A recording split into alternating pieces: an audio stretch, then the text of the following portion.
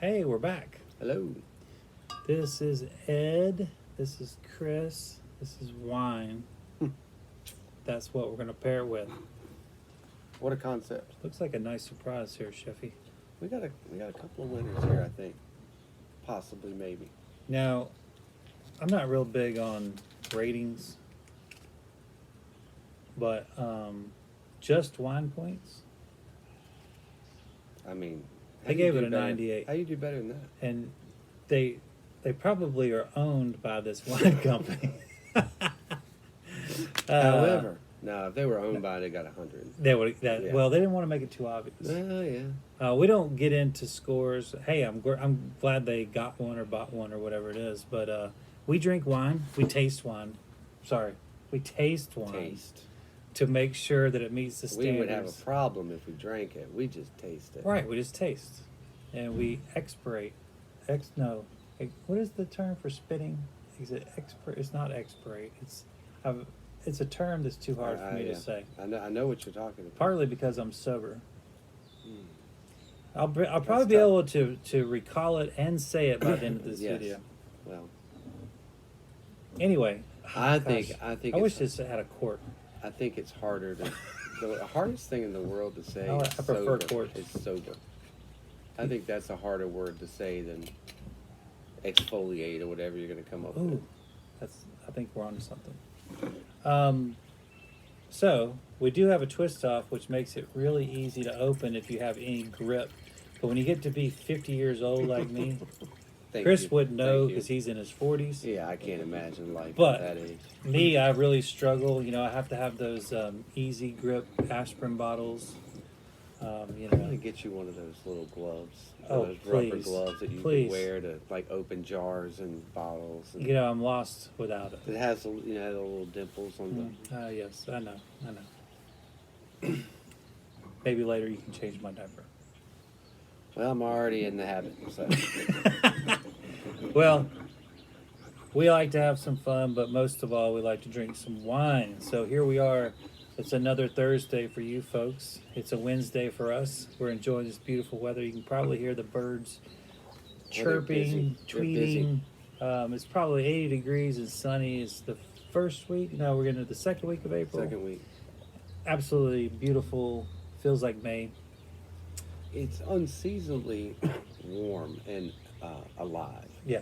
You know, even the Yeah. status of trees and blooms, and I mean, every bee in the world is out right now. That's normally late April, early May kind Yeah, of activity. yeah. I guess nature is probably saying, okay, it's go time. We're not Yeah. going to get another frost. Knock on wood. Hopefully we don't, because I know a lot of people are planting and buying plants and flowers up. Hope they don't get a little nip. We don't see anything in the forecast. Yeah, we should be good. Excuse me, in the long term anyway. Mm-hmm. I think we're safe. All right. Well, let's talk about this beautiful wine. We're actually going to start and stay in Portugal today, and we got a couple of really easy, delicious, fresh wines with spring in the air. It's time to think about changing your portfolio just a hair. We're going to kind of wean us off of those larger, heavier wines. And, the foods that we eat so dictate what we should be drinking. And we don't want to make food that gets crushed by our wines.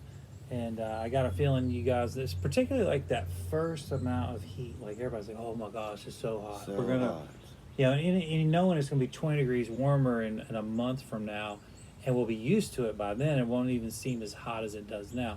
But right now, we're gonna have to eat and drink a little bit lighter because our body's gonna have to change to this heat. So what better time than to show you one of the most famous white wines, the most refreshing white wines in the world, Vinho Verde.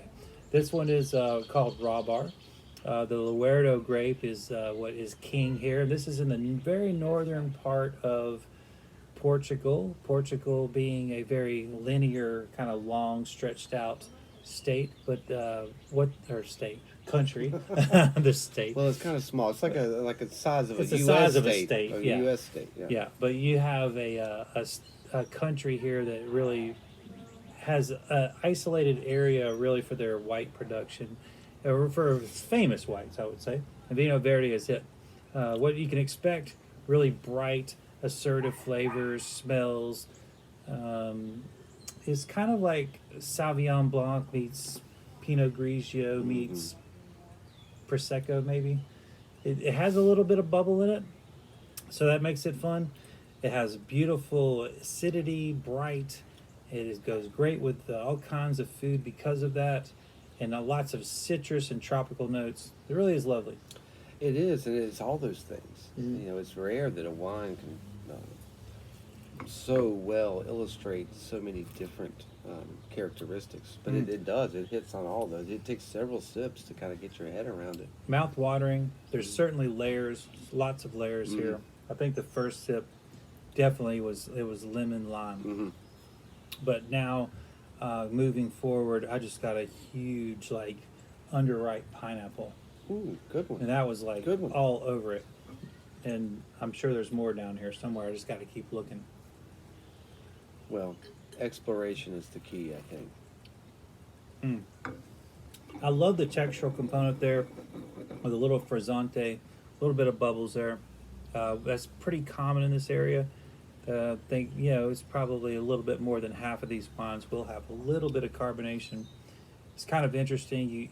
You don't really see places that just have some carbonation. It's either they're going for carbonated wines or they're not. And It's a hint. yeah, it makes it fun, makes it even lighter. And of course, when we were talking about refreshing wines in the past, about how if you've been mowing or doing some hard work, you lots of times you'll reach for a cold beer, and this is the kind of wine that you can reach for after really sweating it out, so to speak. Really hard work. Because it is refreshing. It's very refreshing. Also, it's under 10% alcohol. You're around 9.5. Nice. So it is a wine that you can, you can confidently throw down one or two after you've been exercising and not fall over. the modern style is 14 and up. Yeah. I mean, so this is Absolutely. this is very refreshing to know you can have a couple of these and be on par. Without getting yourself in trouble, especially if you're dehydrated. That's right. It's another. You must stay plus. hydrated. So, Always. in other words, this is over 90% water. Yeah. Think about it like that. Think about the level of hydration. Yes. I mean, it's practically Gatorade. We should change the label. Yeah, we could. So, with all these intense flavors, what are you thinking? Well, we've got the return of a really intense cheese. Our Huncadora is back. And this is a seasonal cheese from Prodigal Farms, which is a beautiful goat's milk cheese that's half brie, half chev in texture. Wow, this is super fresh. Look at that. And it's got a coating of vegetable ash around the edge, which gives it a lot of character, really sharpens it up. But look at how beautiful That is. the presentation. It's almost like mousse, like cream in suspension. Yes. But I think the veggie ash and the freshness of the milk really wake this up.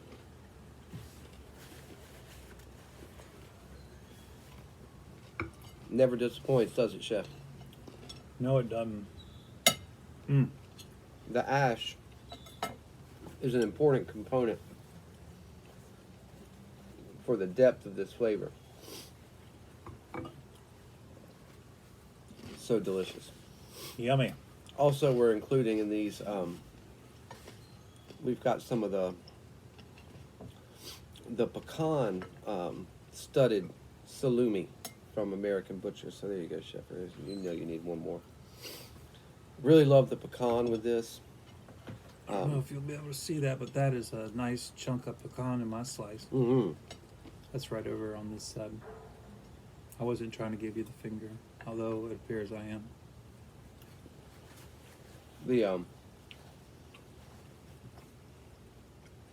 This is a play on a famous French sausage that uses hazelnuts. But of course, being in Georgia, they use the state nut, which is the pecan. Wow. But it's fashioned in the same way. Boy, that's a winner. That's intense. That was wafer thin. Mm-hmm. Well, we don't want to get too chewy with this bright wine. Oh, yeah. Mm. Salute. Well, if y'all don't like it, save it. Bring it back to Bring me. it back. We Be know happy. just what to do with that. Be happy to take care of that for you. But yeah, look at that. Look how gorgeous. Creamy, brie-esque, almost San Andre-esque on the perimeter exterior with the ash. Inside, chalky chev. And when you blend them together on your toast point with the fat softens and melts from the salumi with that crunchy pecan. I think it's a winner. Yeah. And of course, it's delicious by itself as well, so you can keep on enjoying that after your wine. I like that a lot. Boy, I've missed this cheese. It's another thing about the arrival of spring. Seasons, yeah. Seasonal things are coming around. Saw someone harvesting some of their greenhouse tomatoes today, and just every week we'll see more and more. We're seeing lots of lettuces and peas and spring onions, and it's a great time of year. Buddy Brad up in Boone is already foraging ramps. It's just a great time of year. Oh, yeah, well, ramps. Yeah, Ramps and fiddlehead ferns Yes. are always the first thing up. fiddlehead. Thank you very much. Of course, in my yard, the wild onions are Oh, very a impressive. lot of pesto waiting to be had there. Very impressive, the amount of... I don't understand how I can have so many onions in one yard. It's it takes a long time to get them out. Apparently, the fall is the best time to really attack your yard Yeah. to be ready for spring. Mm. Yeah, because those onion bulbs are good to go Mhm. over the winter. Mhm. Yeah. So in fall, really treating your yard in fall and seeding in the fall, and putting your cover, your seed, your straw cover, and really attacking it in the fall is by the time things start to happen in the spring, it's a little too late. Yeah. So I'm learning 2 years in a row. Fourth year, I'm going to get this down. All right, so we're going back to gooseneck. We had some gooseneck prosecco, and now we're going to have some of their heritage red from Portugal. Chris and I were talking about reds that kind of go year round, and Portuguese reds tend to do that. They're big enough texturally to work in the winter, but they're also somewhat low in tannins, so they really work in warmer weather as well. So there's really no wines like Portugal. I'd say the closest thing maybe would be Washington State. Mm. I mean, some of those, because they That makes have a lot of sense. the darker, richer ones. If I were going to compare Portuguese reds to anything, the closest thing I can get to it maybe would be Washington. Still not the same, and certainly not the same varietals. So what we have here is a red that is a blend of traditional reds from the Lisbon area, and so you're talking about maybe 3-4 hours south of where our Vino Verde region is. And this area, it is the capital, so it's a very busy area, but these are more on the outskirts of the city where there are lots of wineries. And one of the things that they're kind of dealing with is trying to deal with urban sprawl and protect these wineries. So that is what population does a lot of times. And there's been lots of areas in the world that have dealt with this issue in different ways, and it's a tough thing. You're kind of between a rock and a hard place. Kind of what comes to mind is like Richmond. Yeah. Richmond is a huge metropolitan area, surrounded by wineries and national parks or state parks and all sorts of agricultural treasure. And you can only grow out. Yeah. We're not gonna. It's not gonna be like Tokyo where you continue to build Right. sky rises. Hong Kong. Yeah, Hong Kong. Yeah, and people still want their space. So I think that to me, I haven't been to California in a while, but I'm sure you're right on top of each other. Mm-hmm. The development. Mm-hmm. Next earthquake will probably take care of that. But so I think Richmond is probably Richmond's better. a little savory out. Yeah, Well, have you had a sip of this yet? I did. So this was I tasted through their whole portfolio, and this one and the Prosecco really stood out to me as being incredibly flavorful. The price wasn't not talking about for the price, not like a value wine, just as an individual wine, judging it on its own merits. I thought it was delicious, and I was hoping that you would feel the same. I really like it. It's soft, but it's not in a way the flavor is diluted. Right, exactly. And that's hard to do. It's hard to have a big bouquet and a big mouthfeel, but it still be soft on the It almost edges. has a, it's not sweet, Mm-mm. but it has candied flavors to me. There's this kind of toasty caramel kind of thing going on, caramel fruit maybe. Certainly that caramel apple, very much so present there. I love that call. Yep. Caramel apple, that's beautiful. So you have a wine here that can really stand up against most things, and then has the softness. It's not flabby. It has a certain silkiness or femininity to it. It's just beautiful. It's delicate without being a pushover. Yeah. And You wouldn't mistake this for a Pinot or a Gamay. But you could serve it with foods that you would have with those. It's funny though because it drinks big. It just doesn't bowl you over with tannins. Yeah. And which makes for a great food one. Yeah. Yeah. Especially this time of year. I mean, to have these summer reds or spring reds Mm-hmm. Yeah. in your in your repertoire to be able to pull from. I mean, that's a big deal. Yeah, and both of these wines, very approachable in price. Again, well under $20, That's great. and That's great. you can open one, split one with a friend.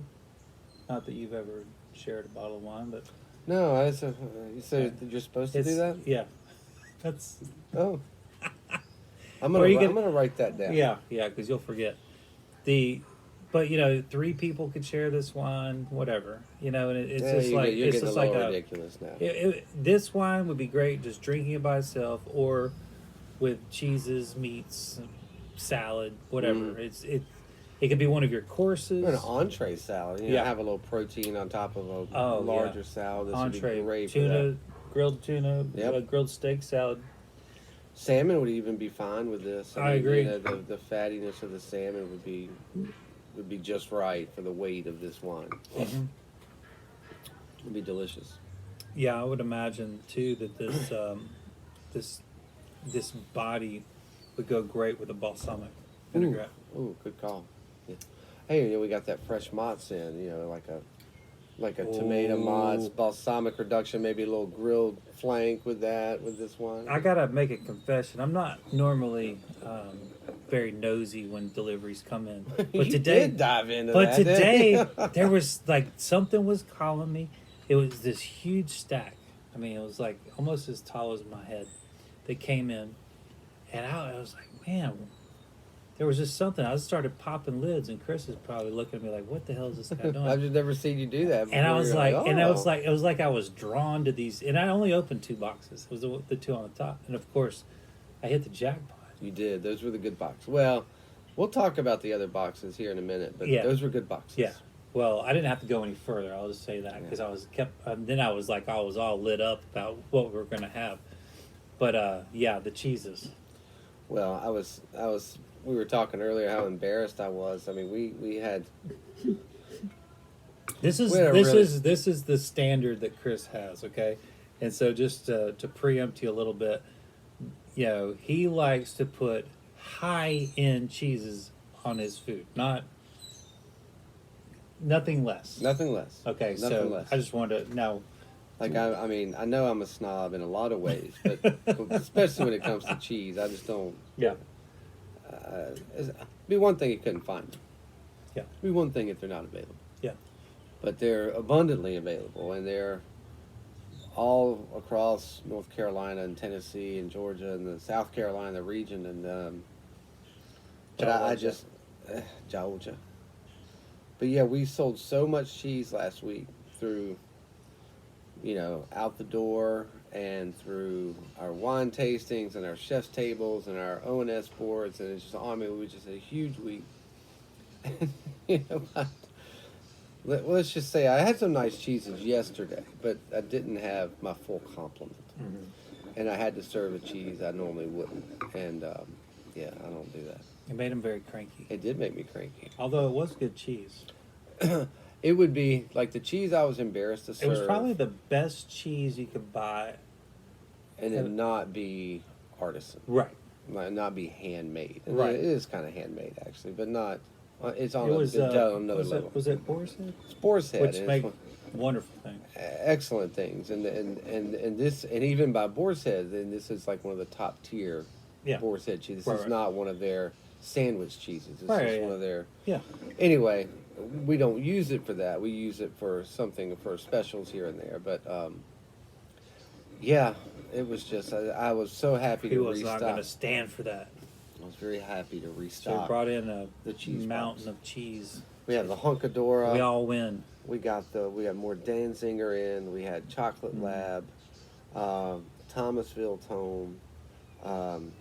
Also brought in the That Buffalo Mozzarella from Siano, which is in Charlotte, North Yeah. Carolina.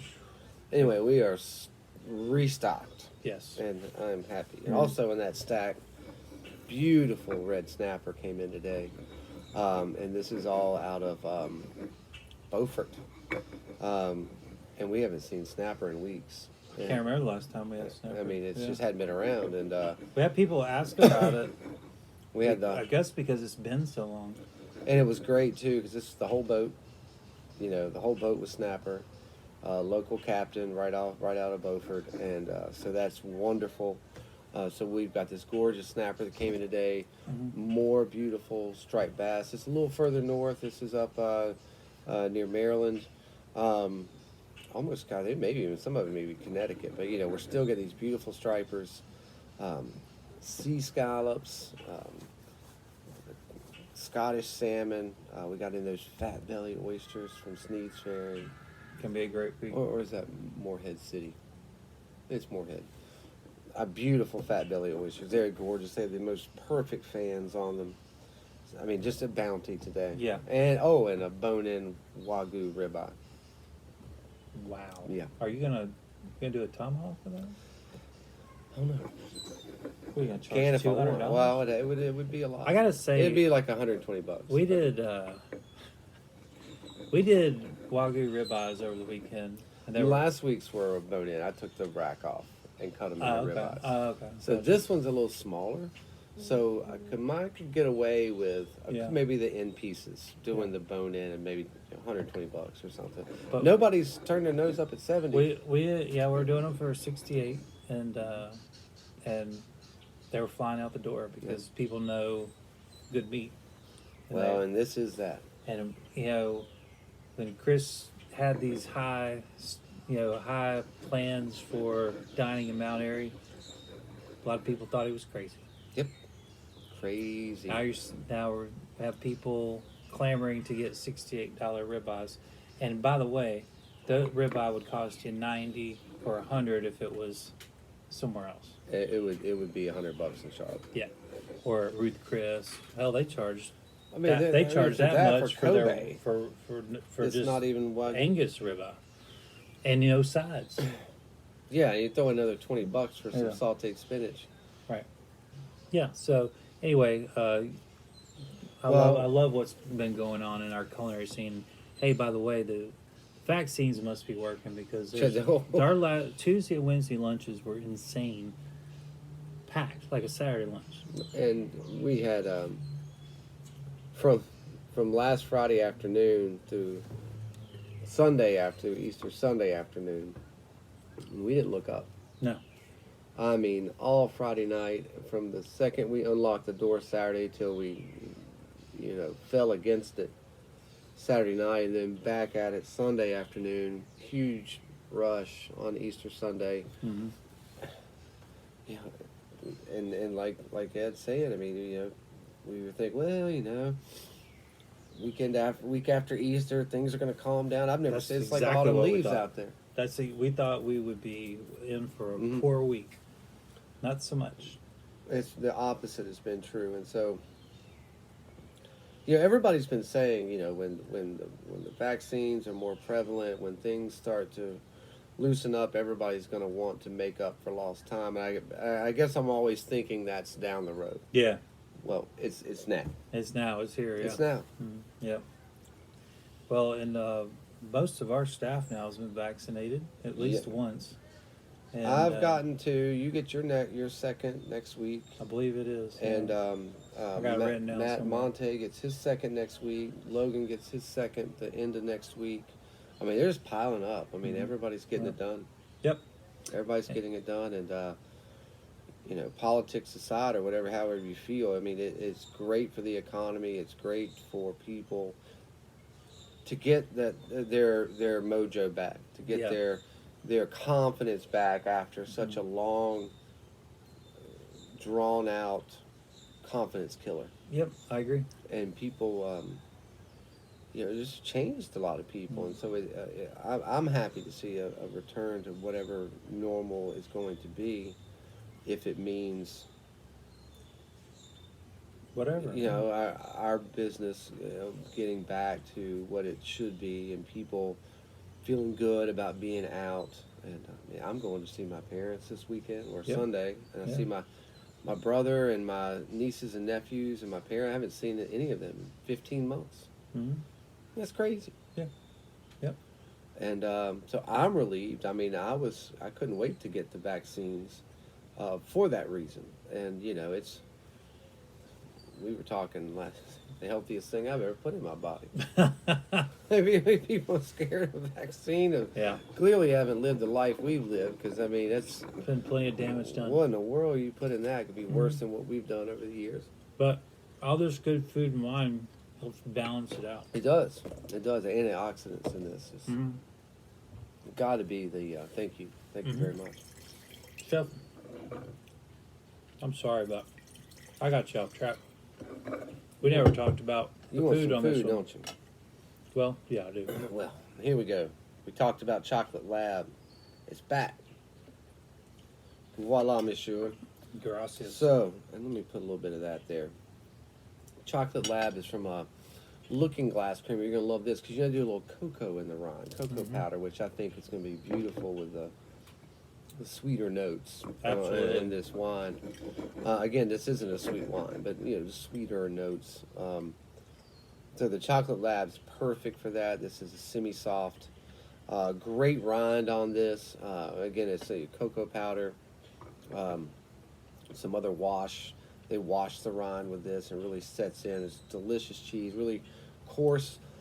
Excuse me, coarse around the rind and gets softer towards the middle. And then I got a little pate here of Darcy Farms pork and collard greens.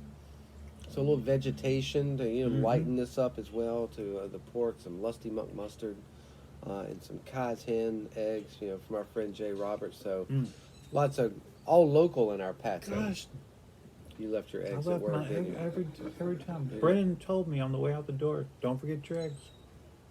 Guess who forgot their eggs? Me. Well, it's going to be a long 35 seconds back to the winery from here. Mm-hmm. But we're going to get you taken care of. Gotta have those eggs. Those chickens are great. Every now and then I'll run out of them. They work hard. And my kids will be like, we'll go to work. Yeah. I mean, the grocery store is not an option. Right. If I bring home some grocery store eggs when I'm in between Mhm. Kai's Hen's eggs, I mean, they're just like mutiny. Well, they're not the same. Mm-mm. That's for sure.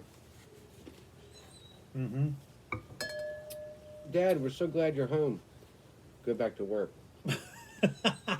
Let me proper eggs. Mm. Amazing, chef. I love it. Not too heavy. Right. You nailed it. The pork and collard greens gives it a backbone, but it's not sharp. Mm-hmm. And that cheese, oh, so creamy. Well, Just the right amount of fat and spice on that. Really nice with this one. well, I gotta say, I love all these wines that we talk about and drink. But that pairing right there, that's got to be up in the top. It's working.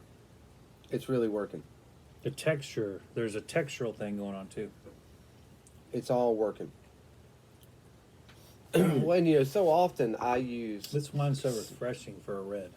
yes, it is. The acid on it's perfect.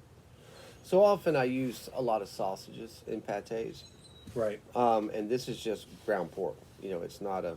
It's And so the lusty monk and the gives it a little bit of something, but it's not like spiced or Right.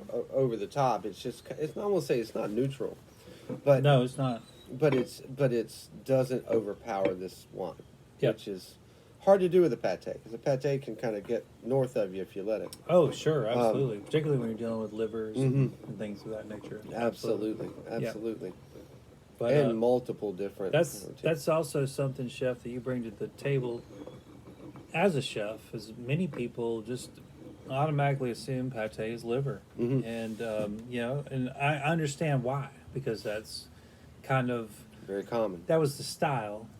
The predominant style of pates was because they were trying to find ways to use That's, organ that's meats. exactly right.